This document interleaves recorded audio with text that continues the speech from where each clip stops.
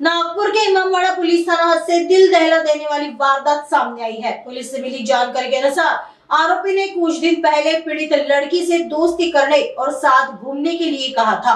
पीड़ित के घर वालों ने इस मामले को लेकर आरोपी के घर जाकर उसे समझाया भी था, लेकिन 17 तारीख को आरोपी एक बार फिर पीड़िता के पास आया और उससे पूछा कि वह उससे बात क्यों नहीं करती और उसकी बात क्यों नहीं मानती।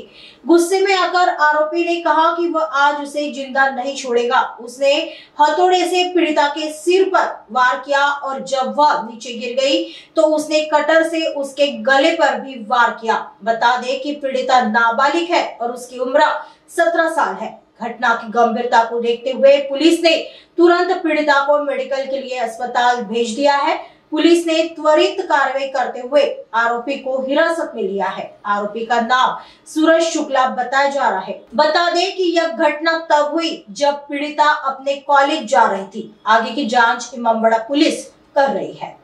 17 तारखेला इमामवाड़ा पोलिसांच्या हद्दीत सदरचा अपराध घडलेला आहे। आरोपी आणि पीडित हे एकाच वस्तीत राहतात। यापूर्वी काही दिवसापूर्वी तुम्हाला आवडती, तू माझ्याबरोबर फिरायला चल असे तो बोलला होता। पीडितेच्या घरच्यांनी त्याच्या घरी जाऊन समजावले होते।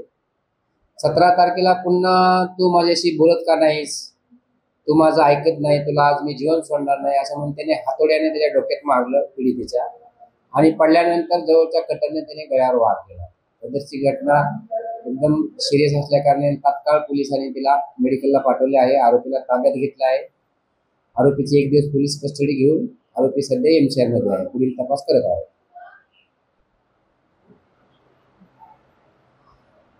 पीडित मुलीचे वय वर्ष 17 आहे आणि आरोपीचे यापूर्वीचे कुठले गुन्ह्याचे रेकॉर्ड नाही। आरोपीचे नाव सूरज शुक्ला म्हणून आहे आणि ते दोन्ही एकाच वस्तीत राहतात। त्यांची ओळख आहे, परंतु माझ्याशी बोलत नाही हा राग मनात धरून तिने वाटेत कॉलेजला जात असताना तिच्यावर हल्ला केला। हातातल्या हातोडीने मारले आणि खाली पडल्यानंतर कटरने गळ्यावर वार केला आहे। आरोपीला ताब्यात घेतलेला आहे आणि पुढील तपास चालू आहे। सदरच्या घटनेची पोलीस स्टेशनला खबर मिळताच सदर पीडित महिलेला हॉस्पिटलला पाठवून सदर आरोपीचा शोध घेऊन तात्काळ त्या आरोपीला ताब्यात घेऊन त्यावर कारवाई केलेली आहे।